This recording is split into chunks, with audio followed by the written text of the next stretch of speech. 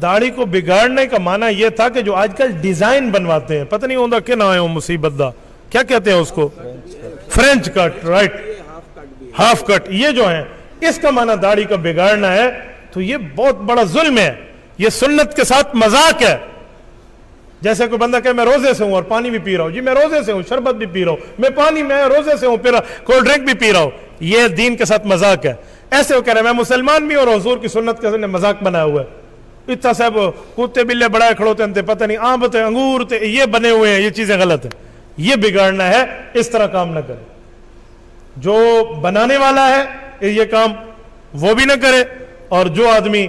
जो है ना क्या कहते हैं बनवाने वाला है वो ये ना कराए। इसीलिए हम कहते हैं कि जो दाढ़ी मूंड के कमाई लेता है इसकी कमाई हलाल नहीं है, इसके घर की दावत नहीं खाई जाएगी, इसको 7 हिस्सों में कुर्बानी के अंदर शरीक नहीं किया जाएगा,